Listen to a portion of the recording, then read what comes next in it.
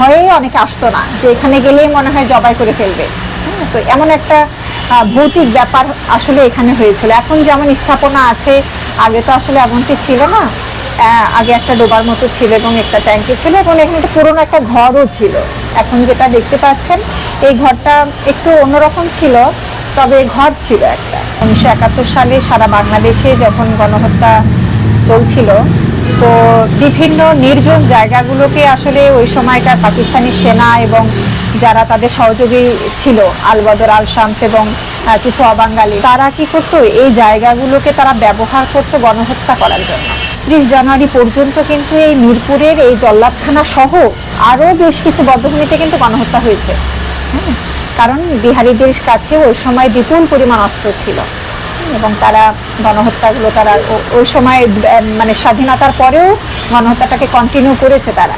আর এই জল্লাদখানা বধ্যভূমিটি তো আসলে মেন রাস্তা থেকে বেশ খানিকটা নিচু জায়গা। ঢাকা ওয়াসার একটা পরিত্যক্ত পাম্প, এবং এখানে একটা ডোবা ছিল, এবং মিরপুরের বেশ কিছু সুয়ারেজ লাইন কিন্তু এটার সাথে সংযুক্ত ছিল। এই পাম্পের ওই সাইড দিয়ে একটা তুরাগ নদের শাখা চলে গেছে। তখন তো আসলে জল্লাদখানা বলতো না, তখন এমনিতেই বলতো একটা ট্যাঙ্কি। তো জল্লাদখানার এই যে 30 ফিট গভীর এবং 20 ফিট প্রশস্ত একটা ট্যাঙ্কি, এটা ট্যাঙ্কির মুখ হচ্ছে দুইটা। তো এই দুইটা মুখে মোটামুটি গণহত্যার পরে দুইটা ট্যাঙ্কির মধ্যেই লাশগুলোকে ফেলে দেওয়া হতো। জবাই করে লাশগুলোকে পানির মধ্যে ফেলে দিলে তো দাফন করার ঝামেলা থাকবে না, লাশগুলো পচে নষ্ট হয়ে যাবে। আর যেগুলো পাওয়া গেছে এগুলো আসলে শহীদের ব্যবহার্য বিভিন্ন সামগ্রী, যেমন ওখানে কিছু কলমের অংশ আছে, হয়তো এমন কোনো শহীদ তার পকেটে হয়তো কলম ছিল, মানি ব্যাগ রয়েছে, চশমার ডাট আছে, তারপর একটা গেঞ্জি আছে, টুপি আছে, এবং গোলাপি রঙের যে কাপড়টা আছে, ছিন্ন বস্ত্র, সেটা মূলত একটা বাচ্চার ফ্রকের অংশ, এবং ওখানে দুইটা হাতের চুড়িও কিন্তু আছে। তার মানে আমরা এটা বুঝতে পারি যে এখানে নারীদের লাশও হয়তো পাওয়া গিয়েছিল, নাহলে চুরি কোত্থেকে আসবে, একটা প্রশ্ন তো থেকেই যায়, তাই না? ঘন্টাটা হচ্ছে কালের ঘন্টা, আমাদের চেতনা জাগ্রত করা ঘন্টা, আমাদের ইতিহাসটাকে আমাদের স্মরণ করিয়ে দেয় এবং আমাদের ঘুমন্ত চেতনাটাকে জাগ্রত করে এই ঘন্টাটা। এবং এখানে সারা বাংলাদেশের বধ্যভূমির নামগুলি রয়েছে। ঢাকা বিভাগের বড়তলা বধ্যভূমির মাটি রাখা আছে কিশোরগঞ্জে, রাজশাহী বাবলাবন বধ্যভূমির মাটি রয়েছে, পাগলাদিয়ান বধ্যভূমির মাটি জয়পুরহাট, ফয়েজলেক বধ্যভূমির মাটি রয়েছে, খুলনা চুকনগর বধ্যভূমির সবচেয়ে বড় গণহত্যা হয়েছিল চুকনগরে।